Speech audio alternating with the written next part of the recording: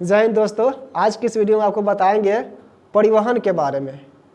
परिवहन का परिभाषा क्या होता है, उसके बाद पौधों में परिवहन के बारे में जानेंगे कि पौधों में कैसे परिवहन होता है, जाइलम और फ्लोएम में क्या अंतर है। इन सभी बातों की जानकारी इस वीडियो में देंगे। तो आपको क्या करना है, शुरू से देखना है वीडियो को। इसमें आपको रटने की जरूरी नहीं पड़ेगा, सिर्फ वीडियो देखेंगे और समझ में आ जाएगा कि हाँ ये जाइलम और फ्लोएम का काम क्या है, परिवहन क्या होता है। इसको परिभाषा हो गया, रटने का जरूरी नहीं पड़ेगा। अगर इसको देख लेंगे तो 5 नंबर में पूछता है जाइलम और फ्लोएम में अंतर, परीक्षा में आसानी से उसको लिख सकते हैं। तो समझते हैं परिवहन का परिभाषा।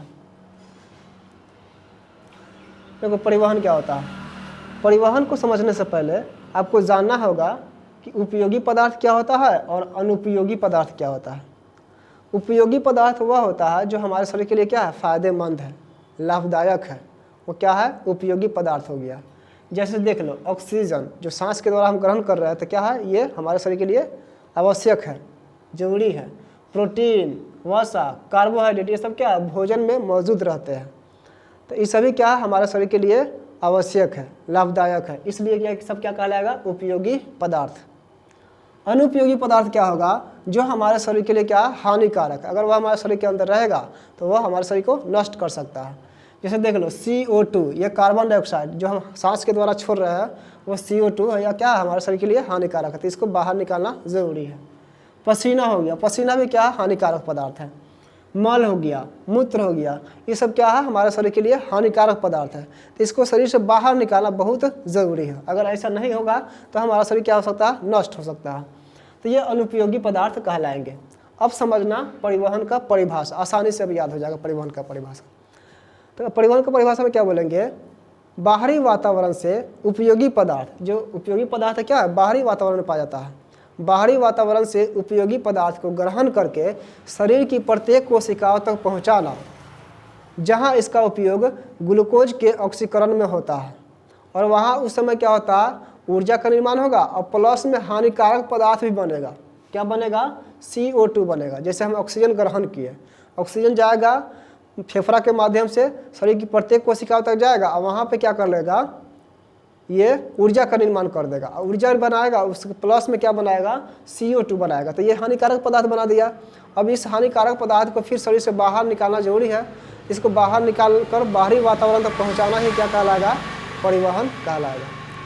फिर से समझते हैं परिवहन। बाहरी वातावरण से उपयोगी पदार्थ को ग्रहण कर शरीर की प्रत्येक कोशिकाओं तक पहुंचाना तथा वहां बने हानिकारक पदार्थ को शरीर से बाहर निकालकर बाहरी वातावरण तक पहुंचाने की प्रक्रिया परिवहन कहलाता है। तो ये हुआ परिवहन का परिभाषा। अब आसानी से आपको याद हो जाएगा, समझ गए होंगे तो बहुत ही जल्दी याद होगा, माइंड में सेट हो जाएगा, और वो परीक्षा में जब आएगा तो आराम से लिख सकते हैं। अब जो है पौधों में परिवहन कई प्रकार का होता है, कितने जीवों में होता है परिवहन। तो परिवहन जो होता है ना, 2 जीवों में होगा, एक तो पौधे में हो जाएगा, पादप में परिवहन होगा, और एक हो जाएगा जंतुओं में परिवहन होगा। तो पौधों में परिवहन इस वीडियो में बता देंगे, अगले वीडियो में जानेंगे जंतुओं में परिवहन के बारे में। पौधों में परिवहन के लिए सबसे जो प्रमुख ऊतक है पौधों में परिवहन के लिए, वो है जाइलम और फ्लोएम।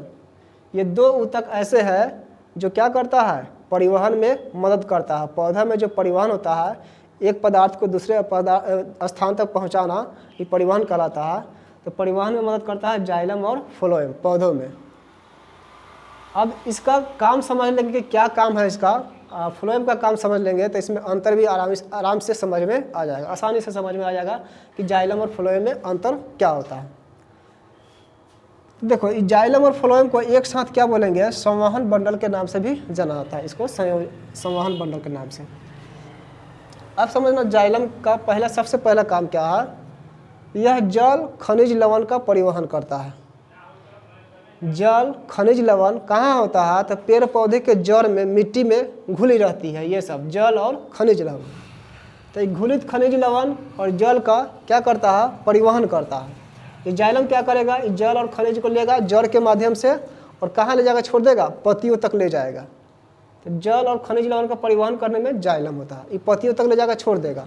और वहाँ पे क्या होगा, पत्तियों में प्रकाश संश्लेषण क्रिया के द्वारा क्या बनेगा, खाद्य पदार्थ बनेगा, भोजन का निर्माण होगा वहाँ पत्तियों में।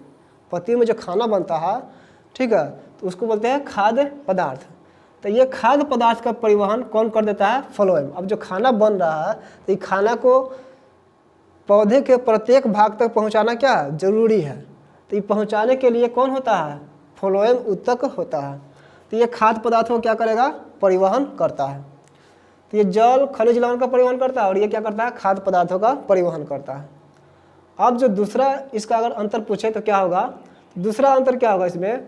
यह जो है नीचे से ऊपर की ओर परिवहन करता है, नीचे से ऊपर। देख लो, अब जल खनिज लवण को ले गया था कहाँ? जड़ से पत्तियों तक, तो नीचे से ऊपर परिवहन कर रहा है।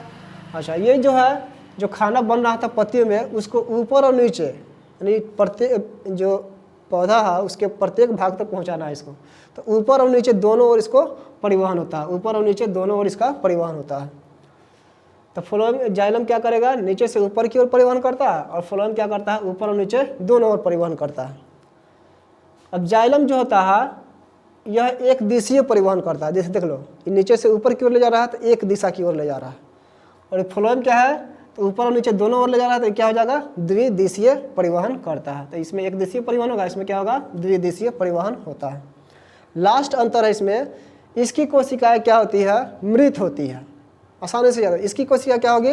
मृत होती है, और इसकी कोशिकाएं क्या होती है? जीवित होती है। तो ये हुआ जाइलम और फ्लोएम में अंतर। अब आसानी से आपको याद हो गया होगा कि जाइलम और फ्लोएम में अंतर क्या है। अगर परीक्षा में आए तो उस समय समझे होंगे, और अगर बात को हर एक बात को ध्यान से देखे होंगे तो उस समय वहाँ पे लिख सकते हैं। तो ये हुआ परिवहन का परिभाषा और जाइलम और फ्लोएम में अंतर। अगले वीडियो में आपको बताएंगे कि WBC क्या होता है, RBC क्या होता है, धमनी क्या है, शीरा क्या है, उसके बाद हृदय कैसे वर्क करता है, कैसे काम करता है, उसको जानेंगे अगले वीडियो में। आज के इस वीडियो में इतना ही। Thank you.